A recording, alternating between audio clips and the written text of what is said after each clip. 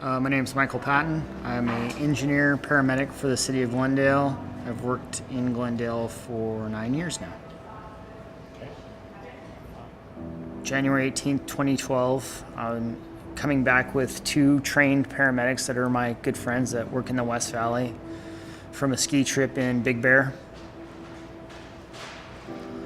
We pull over in Tonopah. It's about 6 o'clock at night to get gas. We won't make it back into town on the gas we have.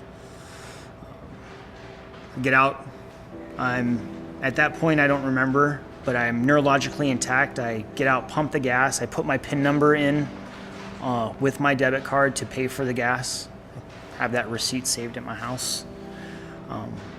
At some point, I fall over. The car shakes. My two buddies are sitting in front. They really don't recognize it. And then the gas pump goes off. And they're like, well, where's Mike? And they look in the mirror, the rearview mirror, and they can just see my feet. At that point, they get out, and they know I'm kind of a jokester, so they're not sure what's going on, so they kind of nudge me with their feet to see if I'm playing or not. They roll me over and realize that something's not right at all. Two providers that are well seasoned recognize my irregular breathing pattern. My color is really not good. One activates the 911 system, which even out in Tonopah comes back down to Central Phoenix and then goes back out to Tonopah Fire. And the other partner goes inside the gas station and asks for an automated external defibrillator, which they did not have at that time. They have one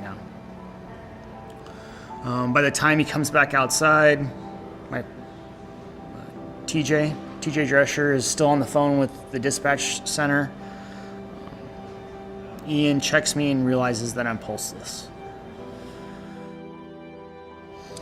Ian does chest compressions on me for approximately 10 minutes before the fire department shows up. When they finally do get there, they put their brand new monitor with a feedback device on it and realize I'm in ventricular fibrillation. They defibrillate me. This was prior to really the pit crew method, but there was enough rescuers on the unit to do what needed to be done. They then, 2 more minutes of CPR, they've started an interosseous line on me, are giving me epi. They find out that I'm still in VFib, so they defibrillate me one more time, and after those 2 minutes of compressions, I've converted into a sinus tachycardia, a normal rhythm.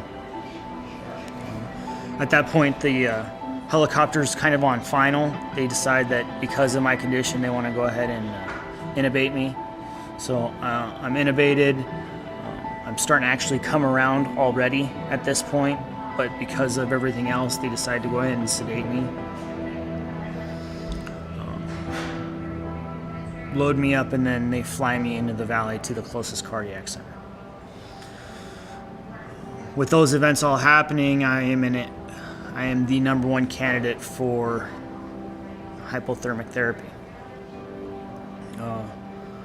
It's recognized right away. I'm stable enough, so they go ahead and put me in hypothermic therapy at West Valley Hospital. The original date was a Wednesday. I think I come out of hypothermia on Friday. They're starting to see positive changes.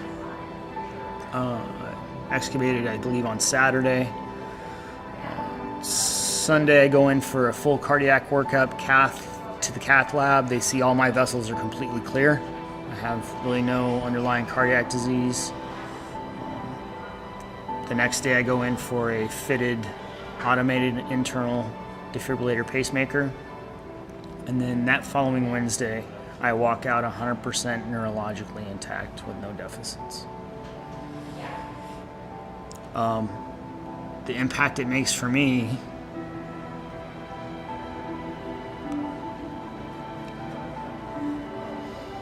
it's for my girls.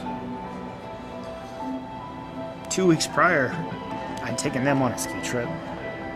It was just me and them all the way to Reno and back. And just, it could have happened then. but just to realize that they can still see me every day. They can call me, they can text me, we can have that family time. That's more than anything I could ask for. That extension of the time. What was done for me that day, that week, not just by TJ and Ian, but Tonopah Fire, Buckeye Valley Fire, Glendale Fire, West Valley Hospital. I've done this for a long time, and it never hit me this hard. I never expected it to be me. I never expected to be anybody I really, really know to be comfortable with, but they all did exactly what they were supposed to do. And really, because of CCR, I'm here today. Thank you. Thank you. Forever. Thank you.